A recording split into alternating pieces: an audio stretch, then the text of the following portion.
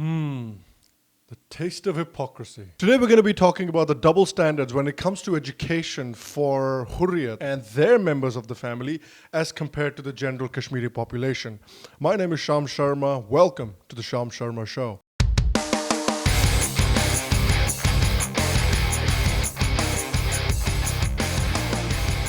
Hello, and welcome. Welcome to another edition of the Sharma Show. Thank you very much for joining me today. Thank you very much for watching. I appreciate you. Okay, so we've been seeing how these Hurriyat leaders and these separatist leaders have been asking the general Kashmiri population not to go to schools, not to go to army-run schools, and not to get an education because that education will in turn turn them away from their religion and their culture and the jihad that they've got going on in the valley. And in line with this, the terrorists that are backed by a lot of these separatists, in 2016, they burnt about 30 to 40 schools in the Kashmir region as well. Now, this is a very tried and tested strategy that is used by a lot of these terrorists.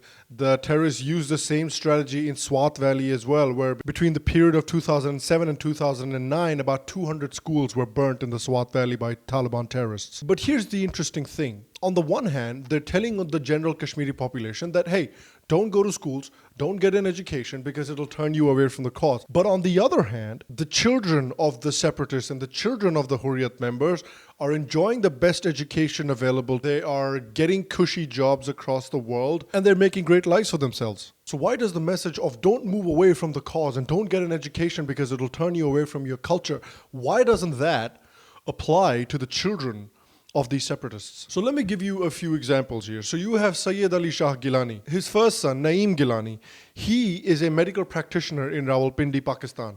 His other son, Zahoor, is a crew member in a private airlines in India. So his children are enjoying the best of both worlds.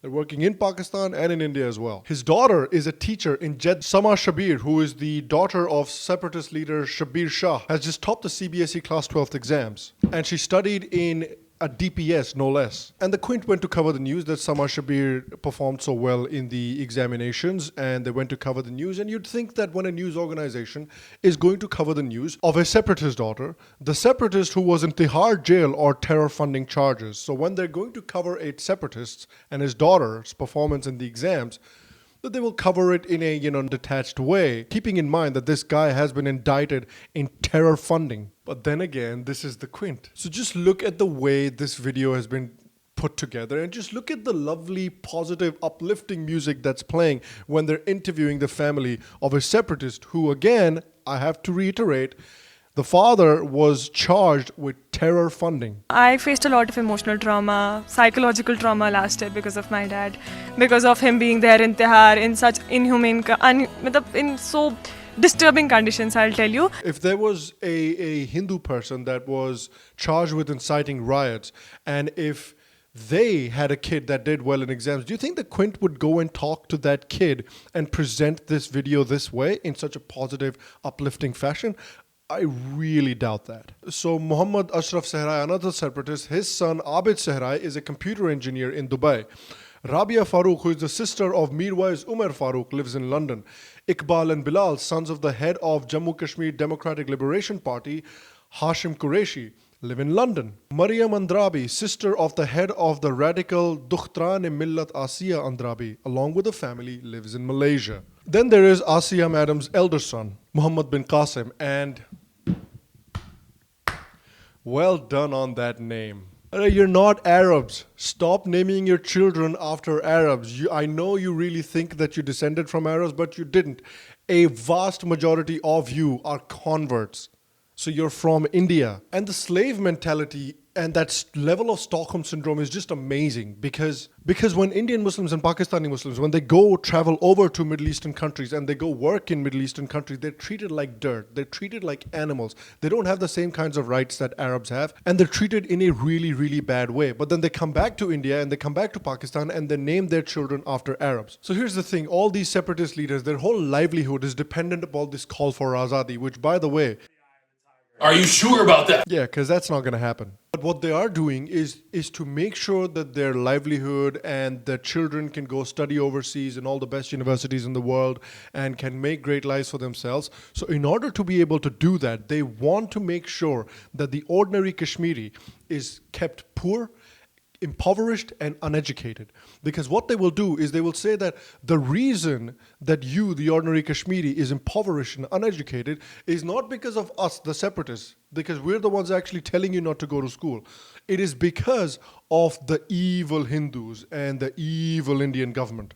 The same Indian government that spends a disproportionate amount of money on Jammu and Kashmir as compared to other states. The same evil Hindu Indian government that is building all of these schools around Kashmir, and the army that is building all of these schools around Kashmir to provide education to the Kashmiris, the same schools that the terrorists that are supported and backed by a lot of these separatists are burning. So really think about it. Is it the evil Hindus that are keeping you back, or is it these bloody separatists because of their agenda that are keeping you back? They're afraid. They're afraid that if the ordinary Kashmiri gets educated, makes a good life for themselves, gets a good job, and, provides for his or her family, and they will start to realize that all this Aazadi nonsense and all this bollocks doesn't really make sense that much. And I accept the point as well that, look, just because they're educated doesn't mean the extremism will go away, because Osama bin Laden was highly educated. His second in command, freaking al-Zawahiri, is well educated. The caliph of ISIS, al-Baghdadi, was very well educated. So these people are well educated,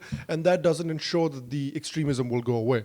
I understand that. But at the same time, I do truly believe that at least some part of the population in Kashmir will start realizing that this whole charade and this whole facade that these separatists are creating to fool the Kashmiri people, some of these people are going to start seeing through it, and some of these people are going to start rejecting the separatists. Just like this guy here, his brother was killed in a stone pelting incident against the army where he was run over by an army vehicle, and then he went and he was talking to the Hurriyat leadership, to the Separatist leadership, and he was telling them that you are just using us as fodder. जो बोलते थे Christian missionary schools में आप लोग अपने बच्चों को मत भेजा करें, गिलानी साहब का स्टेटमेंट है ये, एंड द सेम गिलानी साहब वही बोल रहे हैं. मैं कांग्रेचुलेट करता हूं, और ये यूथ के लिए, स्टूडेंट्स के लिए रोल मॉडल है. जबकि कैसर जिसकी 2 बहनें, जिनको ये भी पता नहीं कि शहादत है क्या, अब निज़ाम मुस्तफा चलाएंगे. जो बंदा जो 1 घंटे में अपनी शहादत के बाद सुपर्द खाक होना चाहिए, उसको आपने सड़क पे नुमाइश के लिए रखा है. दिस इज निज़ाम मुस्तफा. ये तो निज़ाम मुस्तफा था ही नहीं कभी. I'm not expecting any massive breakthrough anytime soon, but it is good to see that people are starting to realize this. Eventually, if you think about it, where are Muslims better off? In Pakistan or in India? The answer is India. Because look at the lives of Muslims in India as compared to the life of many Muslims in Pakistan. The lives of Muslims in India are better.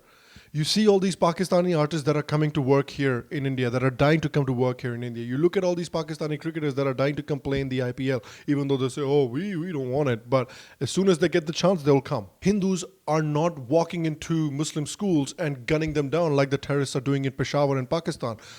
Hindus are not burning schools in India just like the terrorists are doing in Pakistan and the terrorists are doing in Kashmir. Muslims in India have better prospects. Look at the way minorities are treated in Pakistan. Look at the way minorities are treated in India. There is a world of a difference. I truly believe that Hindus and Muslims can work together in India to create a prosperous society, not just for Hindus but for Muslims as well. It's very true. Pakistan is not the future for Indian Muslims. And also Pakistan is well on its way to becoming a Chinese colony. So you do really want to be part of that. And also, this whole Aazadi thing, Kashmir is not going anywhere, okay? So might as well just try and integrate with the Indian mainstream and make your lives better. Okay guys, I hope you enjoyed today's video. Please let me know what you think of this whole double standards with the extremists and with the separatists as well. I would love to hear your comments in the comment section below. If you enjoyed today's video, please make sure to give this a thumbs up. Please make sure to leave a like. It helps me out, it helps the channel out. Please make sure to subscribe to the channel down below. You can also subscribe to the channel right here. I will see you again for the next episode, and until then, stay happy, stay healthy, and I'll see you soon.